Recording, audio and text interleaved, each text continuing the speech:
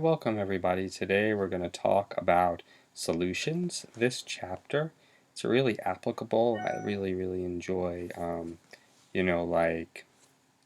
talking about it because I feel like there's a lot of real-world applications to solutions that are kind of cool to discuss. So the first thing is when we talk about solutions, it's important to realize that you have a homogeneous mixture. Most of the solutions that we're going to be dealing with are aqueous. So we have AQ, which means dissolved in water.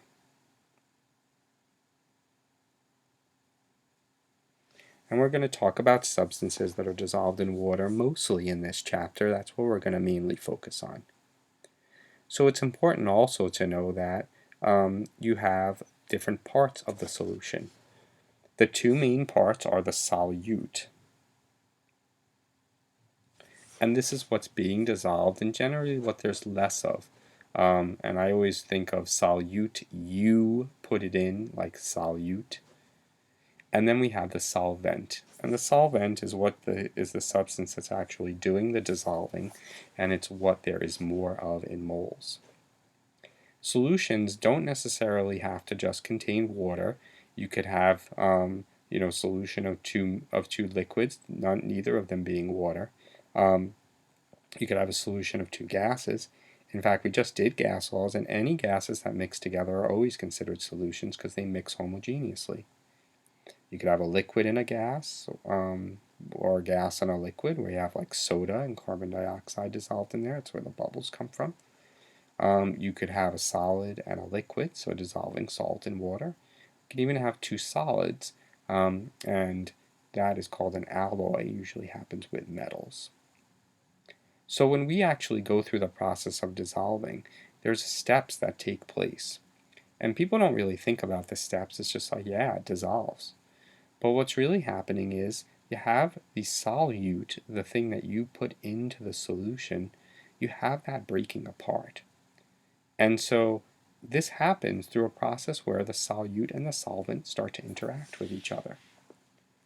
So the water, for example, if we were to have something like sodium chloride, the water would start to surround the sodium chloride and it would start to break its own hydrogen bonds. The NaCl would get ripped apart into its ions, and then new forces will form. And they call this process solvation. But with water, it's actually called hydration.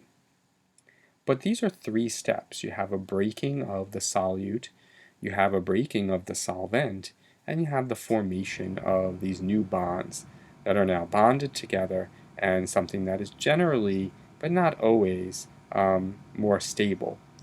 For different reasons, a lot of these absorb energy, and absorbing energy tends to be less stable, but at the same time, though, there's other effects that are at play that we'll talk about and come to later when we do a unit called kinetics. Here's a picture of hydration. So on part A here, which is shown down below here, they show the NaCl sort of being surrounded by the water. And then they show the water sort of forming these hydration shells around the NaCl, and you can see that down here too at the bottom of the page. This one's a close-up. Sometimes the ions will actually pair up and the water will surround them that way. Sometimes the ions will separate, and you'll get the ions completely separated usually in water, and this is where you have a salt or you have something that is able to dissolve in the water. So just to reiterate the changes that occur when you undergo solution formation, you're going to separate out the solute particles. So solute particles have their bonds broken.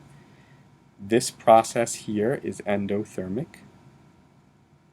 You have a separation of the water hydrogen bonds. This is also endothermic. And then you have a formation of new forces, which is exothermic. And really, most of the processes that occur when you dissolve, they're mostly endothermic. But it really depends on, what's going on. You're breaking forces of attraction between water that takes energy. You're breaking forces of attraction between the solute, whether it's an ionic solute or it's a covalent solute. So the first two steps up here are always endothermic. But when you form the new forces of attraction, you're exothermic. And so it's a balance. Does it take more energy to break the bonds, or is more energy released when you form the bonds? Well, these are the things that decide whether or not the solute dissolving in the water will be exothermic overall or endothermic. So I give you two examples at the bottom of the page here. Magnesium sulfate, that one gives off heat. It has a negative value, it's exothermic. Whereas ammonium nitrate, it is positive. So we have two different situations. And again, it goes back to the steps involved and whether or not it takes more energy to break the forces that are holding the original substances together, or whether more energy is released when you form the new substance. Now, you can see that energy changes are occurring here. And the idea is, well, what's going on? Why do some things dissolve and, in water, for example, or, oil, and why do some substances just not dissolve? Like, for example, if I try to mix oil and water together, they won't mix. They'll stay separated. And the general rule is that things will dissolve in water if they are polar or ionic. So salt in water definitely dissolves. Some alcohols in water dissolve, things like ethanol. Sugar dissolves in water pretty well, especially if you heat it up and you make more room for the sugar to dissolve. Things won't dissolve in water, or other polar solvents for that matter, if they are nonpolar. And those are substances like oils. Oils won't dissolve in water. Gasoline, wax, butter, fats. All these substances are nonpolar. Even some gases, things like CO2 and oxygen, they don't dissolve in water very much at all. And we see this balance in aquatic life. They need oxygen. They need special special organs called gills to extract the oxygen from the water because there's so little of it. And people are always concerned about the amount of oxygen in water because there's so little of it in there to begin with that it's very sensitive to changes in temperature, which can cause fish to die and blooms of algae and certain bacteria to form when the water is too hot and the oxygen does not dissolve in the water. So we have a general saying for this, and it's called like dissolves like. So like dissolve like is sort of like, the mantra of things will dissolve in a certain solvent if. And the idea is, hey, if you're a solvent and a solute, you will dissolve within each other if you have similar polarities. That's what they mean by like dissolves like. They'll have similar polarities. Now, why is this the case? Well, this is the case because you need to break up intermolecular forces like we saw. When we had the sodium chloride dissolving in water, we saw that you had to break apart the NaCl, you had to break apart the water, and then they formed new forces. The thing is that if you try and dissolve something like oil has London dispersion forces. It has weak forces. It's nonpolar. You try and dissolve those substances in water, you can't replace the strong forces that you have in water, those hydrogen bonds, with something that's weak like London dispersion forces. It's not favorable energetically. It's kind of like if you had this great network of friends and then you try and replace them all with strangers that you don't have a good connection to. It just really won't work properly, and you'd be sad. Well, the same thing here, except it's in terms of energy. You want to replace a really stable network that has intermolecular forces that are strong. Well, you need to replace it with something that's comparable. So here I give you an example. If you have weak forces in gasoline, you can't break them up, or you can't break up the strong forces, the hydrogen bonding in water, and try and pair them up with these weak forces that you would have in gasoline. Now also on the right here I talk about pressure effects. Pressure effects will affect gas in liquid.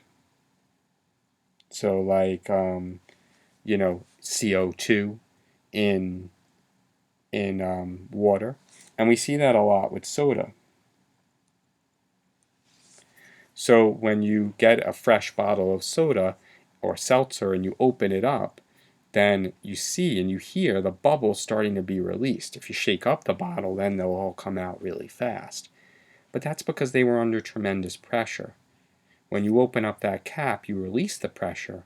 Releasing the pressure then will cause the bubbles to come out. If you left it out for a while, it would come out permanently and you would have flat soda. If any of you have one of those soda streams at home, that's actually a way to make soda. It has a CO2 cartridge in it, and you pump that CO2 into the water and whatever flavors you put in under very high pressure. But over time, the bubbles will leave the solution, especially if they're not held under high pressure. Okay, so we've seen this before. We did this with the last chapter, and then we didn't really do much with it. I introduced it to you, I talked to you about precipitation reactions a little bit, but then we didn't really test you on it. And so here's this chart again, table F, ionic compounds that do not dissolve in water. If you're interested in taking the SAT subject test in chemistry, then I suggest you memorize this one because it's going to be important that you know it. And so there's terms here that go along with this. Insoluble means does not dissolve. Very much. There is always a little bit of dissolving that takes place. Nothing's absolute. And then we have soluble, and that means readily dissolves. Now you'll see that not everything dissolves as much as every other salt. There's another table that we use, table G, that we'll get into next time, that talks about, more detail about this.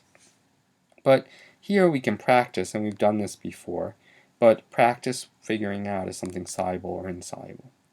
So remember on the left column here you have salts that have ions that are generally soluble, and then on the right over here you have salts that are generally insoluble.